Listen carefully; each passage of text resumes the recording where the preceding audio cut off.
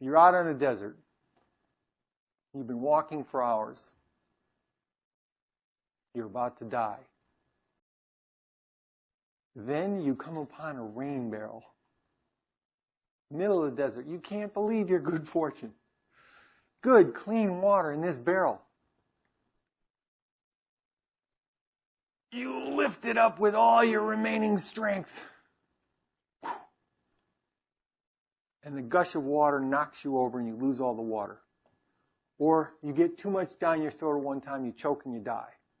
Or something else happens that's not favorable. But if you just scooped out a little, or you had a cup and you scooped out a little and you took a drink, you'd feel great.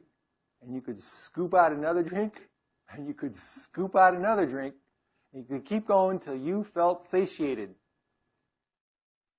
The problem in our everyday lives is that we try to lift the rain barrel.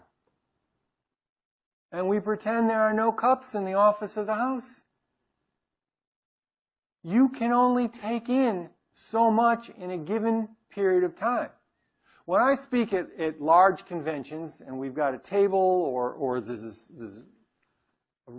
a high platform and it goes back thousands of people, I can do this dramatic demonstration, whether I do it or not, or just paint the word picture. Well, let me paint it now. Suppose we had a table right here, and we could stack bricks up and up and up and up on this table. There was no ceiling. We could go up as far as we wanted. What eventually would have to happen?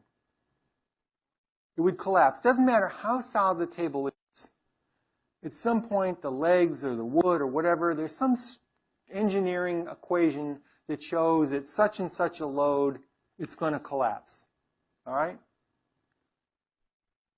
There are structural limits to how much we can put on that table. Structural limits that can be proven. It can be demonstrated. Now, why do we proceed as if there are no temporal limits, time limits to our days and our lives? There are 168 hours in a week, no matter what you do. I like to use the week as my benchmark as opposed to the day, because there are days when you can work long, where everything can go wrong, where you have no choice. But in the course of a week, things tend to even out. So there are 168 hours in a week.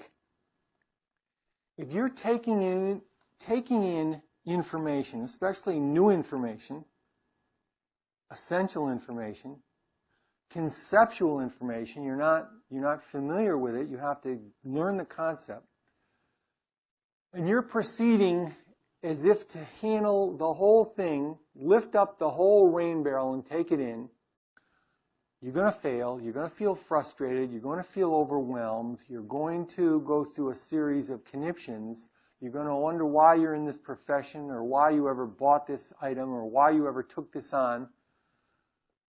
A whole number of things are going to happen.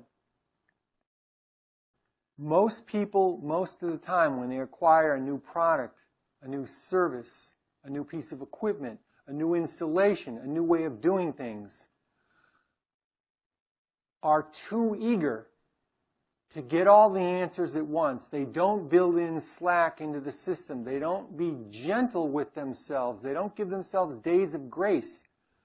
It would be better to just learn 3 things that you could do, say, that first hour, and let it go at that. Get good at those 3, and then come back and maybe try another 3.